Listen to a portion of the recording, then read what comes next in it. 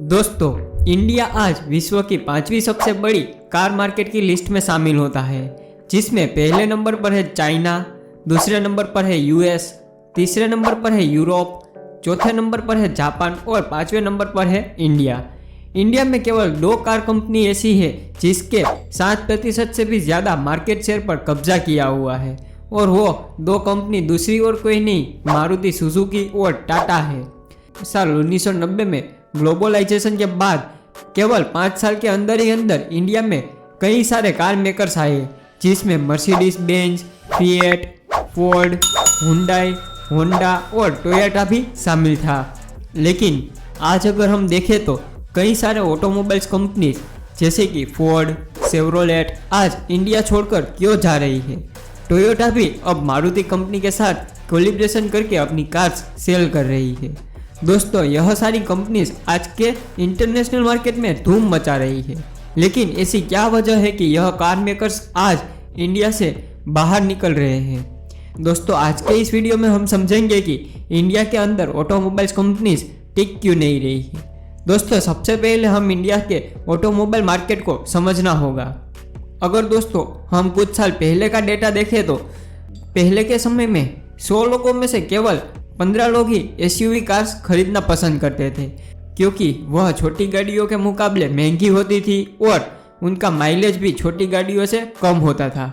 और लेकिन आज की अगर बात करें तो 100 में से 40% से भी ज़्यादा लोग अब एसयूवी गाड़ी लेना प्रीफर कर रहे हैं, और यह नंबर अगले 3 से 5 साल में 50% से भी आगे बढ़ जाएगा।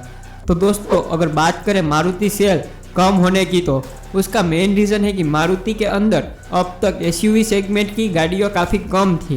दोस्तों, अब आप इस बात से यह तो समझ गए होंगे कि आम आदमी ज़्यादा पैसे देकर बड़ी गाड़ी लेना ज़्यादा प्रीफर करता है। लेकिन फिर सवाल यह आता है कि इसके बाद भी इतने सारे कार मेकर्स इंडिया को छोड़कर क्यों जा रहे हैं। तो दोस्तों, उसके बहुत सारे रीजन्स है। उसमें ज़्यादातर कार कंपनी का कहना है कि इंडिया का टैक्स सिस्टम इसका सबसे बड़ा रीज़न है। और दोस्तों, आपने शायद टेस्ला की लेटेस्ट न्यूज़ तो सुनी ही होगी कि हेवी इंपोर्ट ड्यूटी लगने की वजह से टेस्ला इंडिया में नहीं आ रही। आज अगर कोई कंपनी 30 लाख से नीचे की कार इंपोर्ट करती है तो इंडियन गवर्नमेंट उस कार पर 60% इंपोर्ट ड्यूटी लगाती है। वहीं उसका प्राइस अगर 30 लाख से ज़्यादा हो तो इंपोर्ट ड्यूटी बढ़कर 100% हो जाएगी, मतलब कि 40 लाख की कार इंडिया आते आते 80 लाख की हो जाएगी। अब दोस्तों, कार कंपनी को इसका तोड़ निकालना था, तो उसके पास केवल एक ही रास्ता था कि वो अपना कार मैन्युफैक्चर इंडिया में ही स्टार्ट कर दे। अगर वो सारी कार कंपनी इंडिया में अपना कार मैन्युफैक्चर स्टार्ट कर दे तो उस पर लगने वाला जीएसटी केवल 28% होगा। दोस्तों, इंपोर्ट ड्यूटी से बचने का यह एक बेहतर उपाय था, और इस वजह से फोर्ड, हुंडई, किया और होंडा अपने कार्स इंडिया में ही मैन्युफैक्चर करने लगी।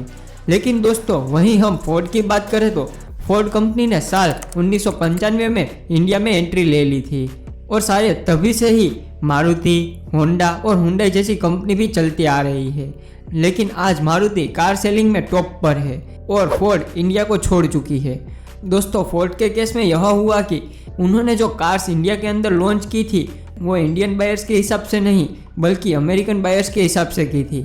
एक्चुअली फोर्ड एक अमेरिकन कंपनी है, और वह यूरोप और इंडिया जैसी कंट्री में अपनी कार तभी लॉन्च करती है जब वह कार अमेरिका में सक्सेस हो जाती है। और दोस्तों, हम अमेरिकन और इंडियन बायर को देखें तो हम में और उनमें बहुत ही बड़ा डिफरेंस है। हम इंडियंस को कम पैसों में ज़्यादा फीचर्स चाहिए होते हैं, जो फोर्ड देने में नाकाम रहा। दोस्तों, वहीं हम टोयोटा की बात करें तो ग्लोबली टोयोटा का मार्केट अकेले ही 13% है, और यह एक बहुत ही बड़ा नंबर है। लेकिन टोयोटा ने भी ऐलान कर दिया है कि टोयोटा अब मारुति के साथ कोलैब करके अपनी कार्स बनाएगा और सेल करेगा। और टोयोटा कंपनी का भी कहना है कि वह हाई टैक्स की वजह से कंपनी को और एक्सपेंड ना करके मारुति के साथ कोलैब करके कार बनाएगा और सेल करेगा। दोस्तों, हमने देखा कि किस तरह गाड़ियों पर लगने वाला ज़्यादातर टैक्स की वजह से बड़ी बड़ी कार्स कंपनी इंडिया को छोड़कर चली जा रही है। दोस्तों, अगर आपको वीडियो अच्छी लगी हो तो वीडियो को लाइक करके अपने दोस्तों को ज़रूर शेयर करना, और अगर आप इंडिया इन्फो चैनल पर नए हो तो चैनल को सब्सक्राइब करके बेल आइकन ज़रूर दबाना। और मिलते हैं अगले वीडियो में कुछ मज़ेदार टॉपिक के साथ। तब तक के लिए जय हिंद, जय भारत।